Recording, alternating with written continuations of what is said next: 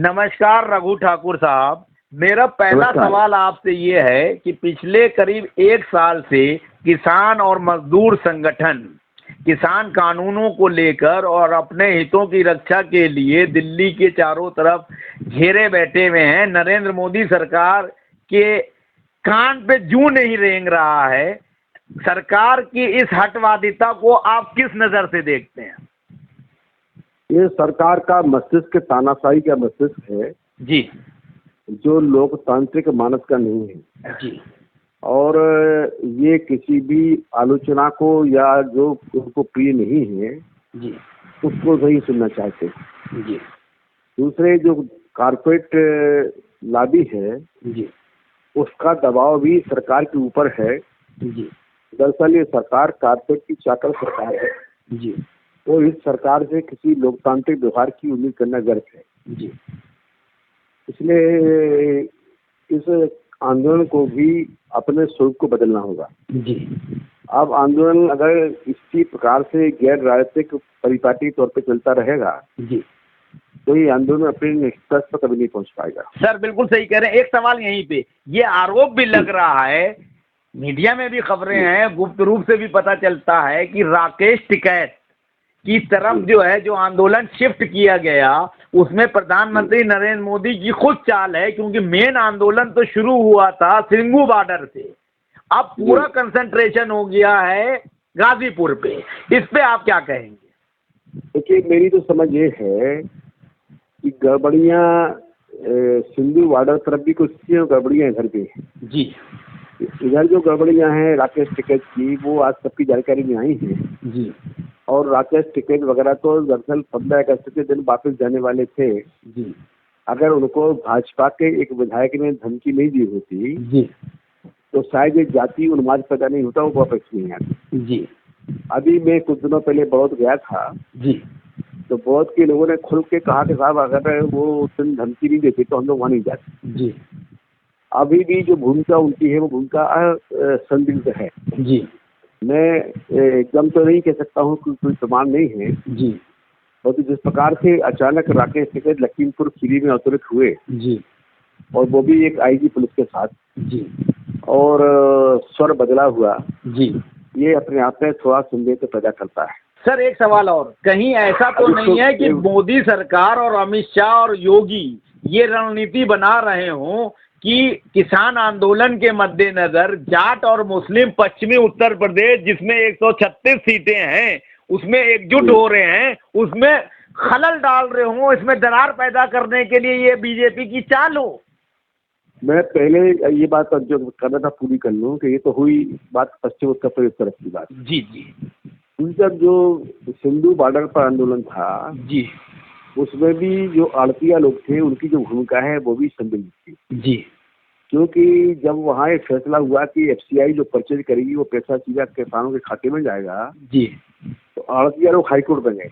जी साहब इसको रोकिए, जी हाईकोर्ट ने नहीं रोका। जी दूसरा, अभी अमरिंदर सिंह ने जब कहा कि हम अलग पार्टी बनाएंगे, जी तो उनका जो बयान आया है उन्होंने कहा है कि हम किसान आंदोलन के साथ में बातचीत करके हल कराएंगे। जी तो मोदी के जो दलाल हैं जी वो यत्र तत्र सर्वत्र मौजूद, जी और इससे सावधानी की आवश्यकता है। बिल्कुल सही। दूसरी बात है जो आपने कही कि पश्चिम उत्तर प्रदेश की, जी तो मुझे नहीं लगता है, जहाँ तक मैं भी अनुभव कर पा रहा हूँ, जी कि पश्चिम उत्तर प्रदेश के जनमत को राकेश टिकैत बदल सकते हैं। जी राकेश टिकैत खलनायक बन सकते हैं पर बदल नहीं सकते। जी परंतु इस बात की यूँ चिंता है जी कि भारतीय जनता पार्टी ने एक और नई कुशलता हासिल की है। जी 2014 में वो जनमत से चुनाव जीते।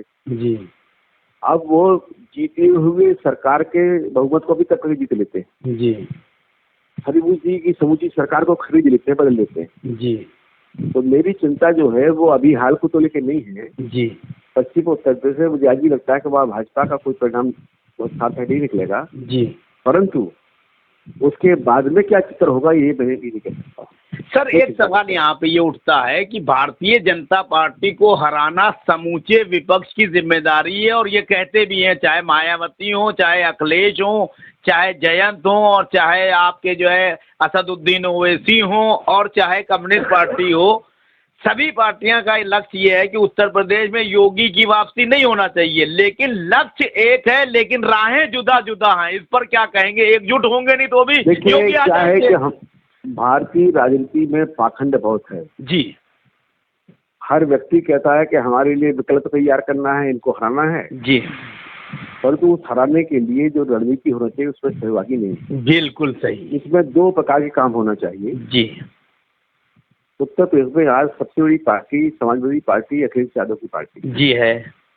ये मानना पड़ेगा। जी मैं कहूँ कि साहब लोकतांत्रिक समाजवादी पार्टी हमारी पार्टी, तो हमारी पार्टी विकल्प की पार्टी नहीं है। जी ये बात हमें मानना पड़ेगा। जी तो मैं उनसे भी अपेक्षा करूंगा कि जितनी भी विपक्षी पार्टियां हैं जी जो विचारधारा की हैं या जो रिलेवेंट रखते हैं, जी उन सबके साथ में बात करके उनको वो न्यूनतम सहभागी बनाया, जी अपनी तरफ से प्रयास करें।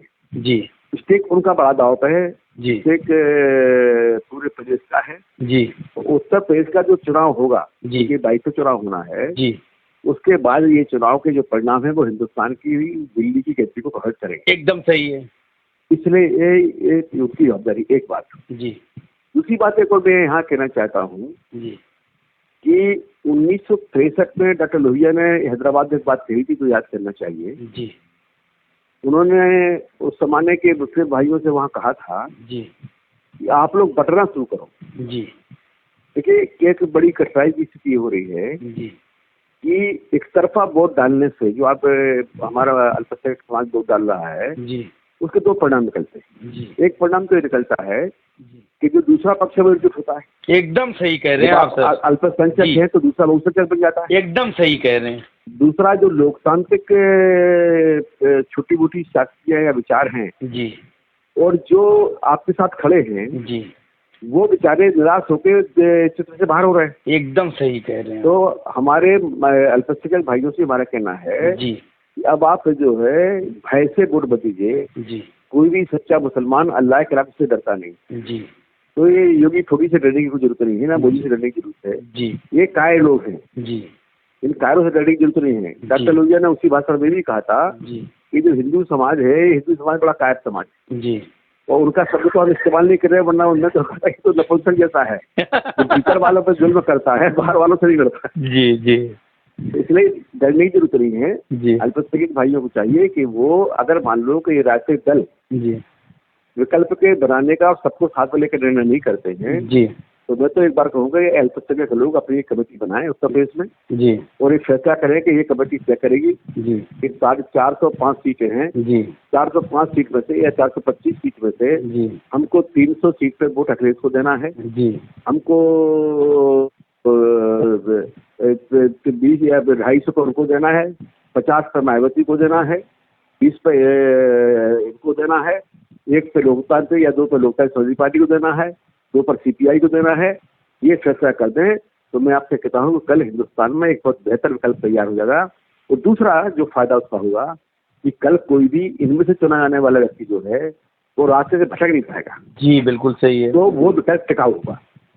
तो आज जवाबदारी दोनों तरफ है। सर एक सवाल यहीं पे उठता है कि अखिलेश यादव स्वाभाविक तौर पे विपक्षी नेता हैं और मुख्यमंत्री पद के दावेदार हैं भी, लेकिन वो जिस तरह का व्यवहार कर रहे हैं वो दूसरे छोटे दलों को जो है उस तरह से लिफ्ट नहीं दे रहे हैं, सब बिखरे पड़े हुए हैं। अगर लोगों को 403 सीटें हैं विधानसभा की, अगर मान लीजिए अखिलेश यादव जो है 200-250 पे भी लड़े और बाकी लोगों को बांट दें तो कंसोलिडेट होके जो है वोट पड़ जाएगा और योगी हार जाएंगे। तो इस दिशा में मैं जो है चाहता हूँ कि ये हो, परंतु देश में किसी का भी मानस लोकतांत्रिक मानस नहीं है। जी जब तक कांग्रेस पार्टी थोड़ी बड़ी पार्टी थी जी तो कांग्रेस पार्टी हम लोगों से कहती थी जी कि साहब हमारे साथ आ जाइए, जी हम आपको टिकट देते हैं। जी माने विचारधारा को खत्म करिए। हाँ ये जी, अलोकतांत्रिक मानस था ये बिल्कुल गलत है।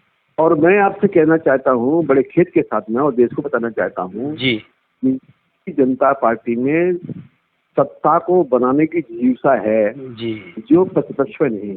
जी 2014 में भारतीय जनता पार्टी ने छोटी छोटी पार्टियां, हाँ, सही अपना कह दल, समानता दल, इनके लिए सीटें नहीं और पर्याप्त सीटें नहीं। एकदम सही कह रहे हैं। अभी नीतीश कुमार की सरकार बनाए हुए हैं, जी संख्या बल ज्यादा भाजपा का है और सरकार नीतीश कुमार की। एकदम कलाकार हैं ये लोग, सही कह रहे हैं आप। मेरे पास प्रस्ताव लेके आए थे 2014 में, मैंने कहा कि नहीं मैं आपके साथ नहीं लग सकता हूँ जी प्रस्ताव लेके आए थे जी। परंतु ये जो जिजीविषा है जी ये जिजीविषा प्रतिपक्ष के पास बनी है। जी। कांग्रेस पार्टी जहाँ बड़ी पार्टी है वो चाहती है बकाया सबको खत्म करके हाली बने रह जाए। समाजवादी पार्टी या दूसरी पार्टियां हैं वो यही चाहती है। जी। तो आप अपने ही साथ के साथी को खत्म करके उनकी लाश तक महल खड़ा करना चाहते तो नहीं हो पाएगा। बिल्कुल सही कहा। इसमें इनको बदलाव लाना पड़ता है। जी सर, आप अच्छे बड़े नेताओं में से गिनती है आपकी। यूपी में भी आपको समझ लीजिए पॉलिटिक्स में जो लोग हैं सभी जानते हैं। इस विधानसभा चुनाव में यूपी के मद्देनजर आप अपने स्तर पर क्या प्रयास कर रहे हैं? देखिए, एक तो मैं आपको बता दूं कि उत्तर प्रदेश में जनता भाजपा को हराना चाहती है। जी बिल्कुल सही। और दुर्भाग्य है कि जो प्रतिपक्षी दल हैं जिनको जीतना चाहिए वो भाजपा को जिताना चाहते हैं। वाह भाई वाह जी। दूसरी बात मैं जो है मैं न्यूनतम से न्यूनतम स्थिति में जाकर के भी समझौते में शामिल होने को तैयार हूँ। जी। मैं प्रत्येक में 1-2 सीट लेके भी लड़ने को तैयार हूँ, एक को भी लड़ने को तैयार हूँ जी। बशर्ते के सारे को मिलकर एकजुट हों और एकजुट होकर अपने देश को बचाने के लिए। बिल्कुल सही। धन्यवाद भाई साहब। साहिल भाई नमस्कार।